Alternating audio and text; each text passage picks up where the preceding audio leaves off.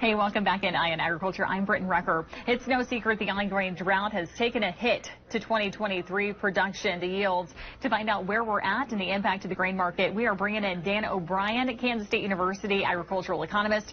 Dan, this week we did get a little moisture. Where are we currently at with drought conditions?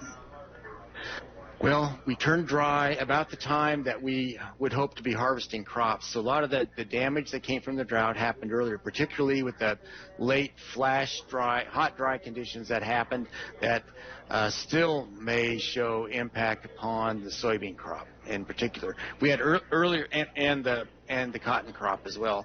Our damage came earlier on in the summer for wheat, and that was in hindsight a drop down to 29 bushels per acre. We were at 35 in August, so that much of a percentage drop in our expectations. That was for soybeans. Then for wheat, we dropped down to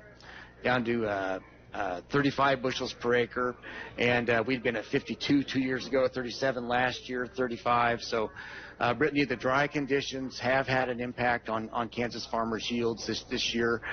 Corn, because of irrigation and a fair amount of it in the eastern part of the state, may come out better. But generally, I think you sum it all up and say that, yes, another dry, volatile year has not helped Kansas farmers' incomes, and prices are just so at this time. And but I'm sure people will be thankful for anything they can get out of the fields and then go on to fight another day. Dan, obviously the drought has taken a toll on production yields this year, like we've been talking. How are you predicting that will impact the grain market?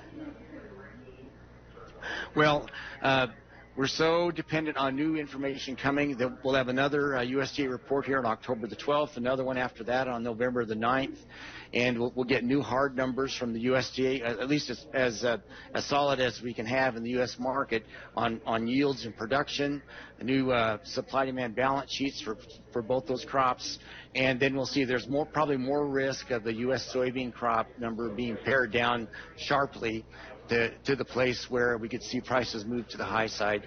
And we have the ag markets being affected by the financial markets. You know, the drop off in the stock markets the last couple of days certainly has had an impact on how optimistic or how I guess confident people are in the ag markets to drive prices higher.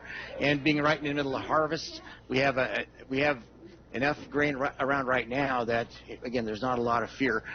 But I would think, though, as kind of a bottom to those markets, we end up and you'll have farmers resist selling if prices get too low and really force a reward to storage later on. And I think that's kind of the mode, kind of the game, quote, that we'll be in the coming months. Well, Dan, thanks so much for coming on and chatting with me today. Everyone stick around. Eye on Ag. We'll be back after the break.